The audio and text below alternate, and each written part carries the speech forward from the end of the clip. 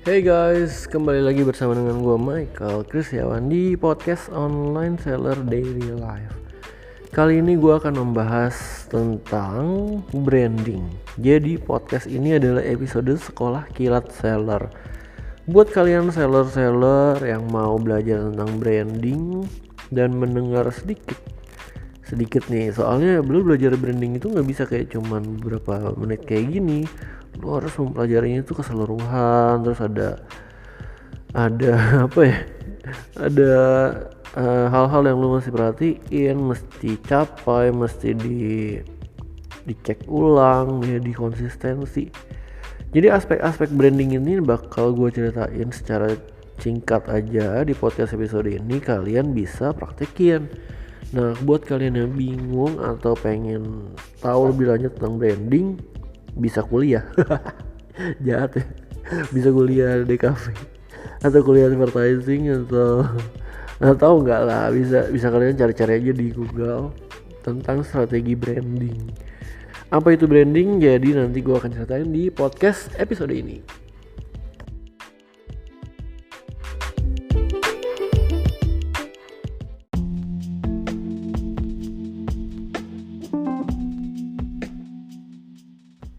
Oke, jadi sekarang gue mau ceritain tentang branding.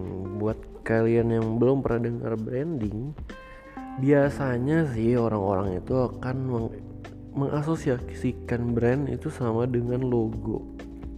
Tapi ternyata brand dalam penjualan online itu nggak cuma sekedar logo. Nah, apa aja sih tentang strategi-strategi dari branding?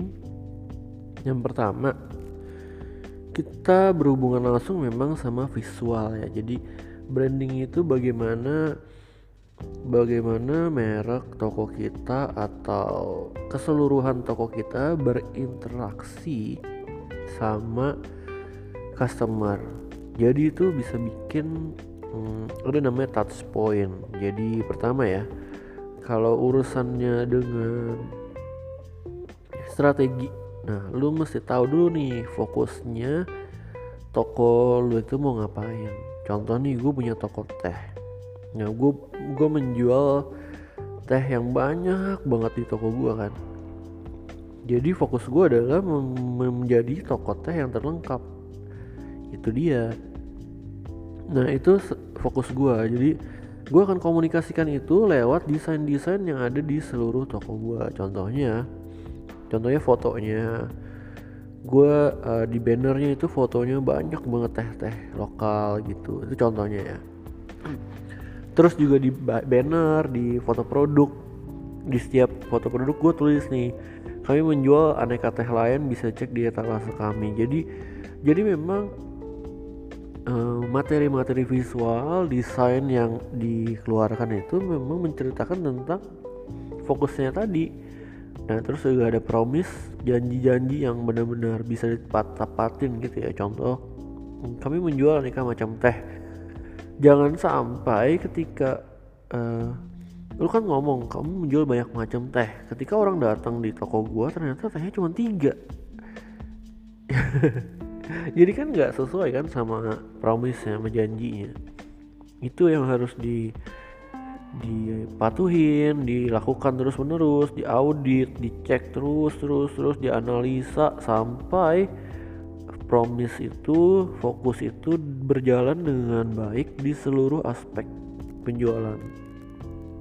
Oke, selain di iklan, di gambar, ada apa lagi sih tentang branding itu? Kalian bisa menggunakan materi audio visual kayak video gitu ya, yang menceritakan hal-hal yang tadi. Terus juga untuk audio bisa bikin pakai jingle misalnya, atau juga ada visual lain seperti contohnya gini nih, kamu mau toko kamu dianggap tokonya ramah gitu ya. Nah, kamu bisa menggunakan balasan chat yang lebih friendly gitu, misalnya pakai emoji, emoticons, terus balasnya panjang-panjang sehingga kesannya yang didapat sama customer ke tokonya tuh friendly, nggak ketus gitu, nggak judes. Nah, itu bisa banget. Jadi identitas dari sebuah toko kamu bisa terpampang nyata di dalam semua aspek yang customer itu kena gitu. Karena contoh ada customer journey nih, orang tuh mau belanja teh di toko gua, jadi dia ke marketplace, dia lihat, dia ketik teh Indonesia gitu. Nah dia akan lihat nih gambar, berarti kan yang pertama gambarnya bagus apa enggak, foto produknya clear apa enggak. Nah itu yang selalu gue tekankan. Jadi semua gambar yang keluar di media sosial, di internet itu harus clear, sharp, bagus, jelas gitu. Jangan sampai lu foto pakai handphone terus masih butak-butak, nggak lu edit, nggak lu apain, langsung diupload. Nah itu bikin brand toko lu jadi jelek menurut gua ya, itu menurut gua. Karena anggapannya toko online tuh kayak di mall gitu ya.